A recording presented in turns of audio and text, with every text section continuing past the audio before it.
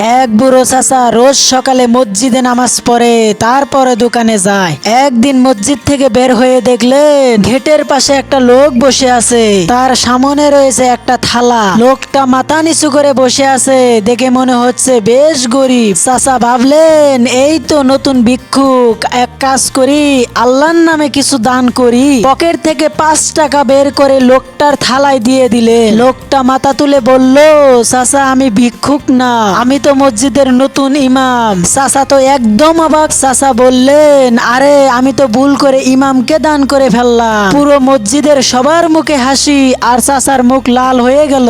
ইমাম সাহেব মুস্কি হেসে বললেন, চাচা চিন্তা করেন না, আপনি তো দান করেছেন আল্লাহর নামেই, আর এইটাই হলো সবচেয়ে বড় ব্যাপার। চাচা মুস্কি হেসে দোকানে চলে গেলেন। দুদিন পর এক ধনী লোক চাচার দোকানে এসে বললেন, ইমাম সাহেব আপনাকে অনেক ভালো বলেছেন, আর সেই জন্যই আমার মেয়ের বিয়ের সোনার গয়না সব আপনিই বানাবেন। চাচা তো একেবারে অবাক, মনে মনে বললেন, ভুল করে 5 টাকা দান করে ফেললাম, আর আল্লাহ তার বদলে সোনার অর্ডার মিলিয়ে দিল।